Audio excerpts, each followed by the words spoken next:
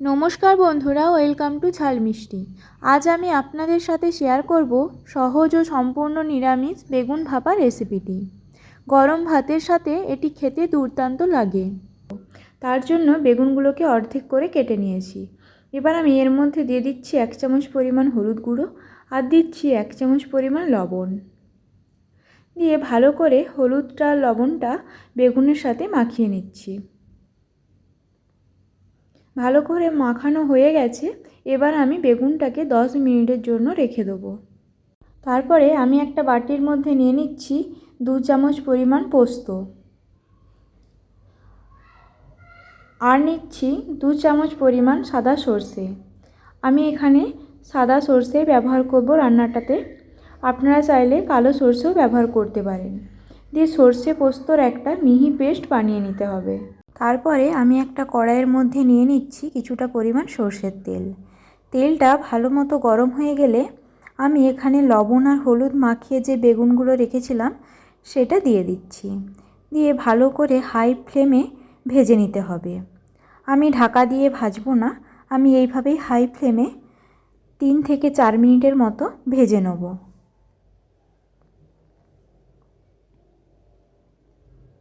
এইভাবে আমি আবারও বেগুনটাকে ঘুরিয়ে দিচ্ছি, দিয়ে ভালোভাবে ভেজে নেব। ভালো করে আমার বেগুনগুলো ভাজা হয়ে গেছে। এবার আমি বেগুনগুলো তুলে নেব। এবার বাকি বেগুনগুলো ঠিক একইভাবে হাই ফ্লেমে 4 মিনিট উল্টে পাল্টে ভেজে নেব।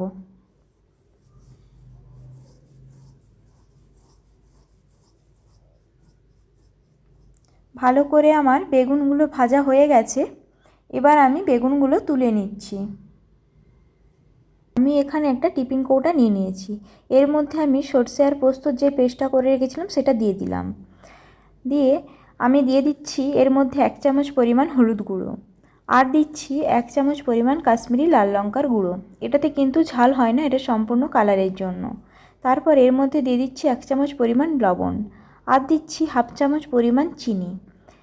দিয়ে সর্ষে পোস্তর সাথে মশলাটাকে ভালো করে মিশিয়ে নিচ্ছি। ভালোভাবে আমার মেশানো হয়ে গেছে। এবার আমি যেই তেলে বেগুনগুলো ভেজে রেখেছিলাম সেখান থেকে 2 চামচ পরিমাণ তেল এর মধ্যে দিয়ে ভালোভাবে মিশিয়ে নিচ্ছি। তারপরে যে বেগুনগুলো আমি ভেজে রেখেছিলাম সেইগুলো আমি দিয়ে দিচ্ছি। দিয়ে ভালো করে সর্ষে পোস্তটা উপর থেকে ছড়িয়ে দিচ্ছি বেগুনের।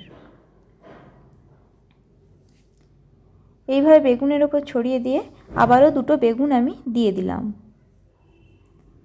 তার মধ্যে আমি দিয়ে দিচ্ছি কুচি করে রাখা টমেটোগুলো আমি পাতলা পাতলা করে একটু কেটে নিয়েছি।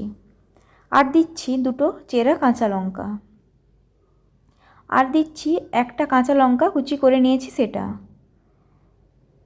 দিয়ে এইভাবে দিয়ে আবারও একটু মশলাটা ওপর থেকে চেপে চেপে ছড়িয়ে দিলাম। তারপরে এর মধ্যে দিয়ে দিলাম কুচি করে নেওয়া ধনেপাতা। আপনারা চাইলে ধনেপাতাটা নাও দিতে পারেন। দিয়ে এর মধ্যে দিয়ে দেবো আমি কাঁচা সর্ষের তেল 1 চামচ। সর্ষের তেলটাকে দিয়ে আবারও একবার ভালোভাবে মিশিয়ে নিয়ে ঢাকা দিয়ে ভাপিয়ে নেব। তারপর কড়াইয়ের মধ্যে কিছুটা পরিমাণ জল আমি গরম হতে দিয়েছিলাম। জলটা হালকা গরম হয়ে গিয়েছে। এবার আমি টিফিন কৌটাটা জলের মধ্যে দিয়ে দিলাম। জলের লেয়ারটা যেন টিফিন কৌটার অর্ধেকের ওপরে না থাকে, তাহলে জল ফুটতে ফুটতে টিফিন কৌটার মধ্যে ঢুকে যেতে পারে। এইভাবে আমি ঢাকা দিয়ে হাই ফ্লেমে 2 মিনিট, তারপর লো ফ্লেমে 6 থেকে 7 মিনিট একটু ভাপিয়ে নেব। 6 থেকে 7 মিনিট আমার ভালোভাবে ভাপানো হয়ে গেছে। এবার আমি গ্যাসের ফ্লেমটাও অফ করে দিয়েছি। তারপর এটাকে আমি ঠান্ডা করে নেব। আর ঠান্ডা হলে টিফিন কৌটার ঢাকনাটা খুলে দেখে নেব যে কতটা তৈরি হয়েছে। ঠান্ডা হওয়ার পর আমি ঢাকাটা খুলে নিয়েছি। এবার দেখে নিচ্ছি কতটা তৈরি হয়েছে। এটা সার্ভ করবার জন্য খুব সুন্দরভাবে তৈরি হয়েছে। তৈরি হয়ে গেল আজকের সহজ ও সম্পূর্ণ নিরামিষ বেগুন ভাপা রেসিপিটি। বন্ধুরা, আজকের এই রেসিপিটি কেমন লাগলো তা অবশ্যই কমেন্ট করে জানাবেন। ভালো লাগলে অবশ্যই একটি লাইক করবেন। আর আপনি যদি আমার চ্যানেলে নতুন হয়ে থাকেন তাহলে চ্যানেলটি সাবস্ক্রাইব করে পাশে থাকার অনুরোধ রইল।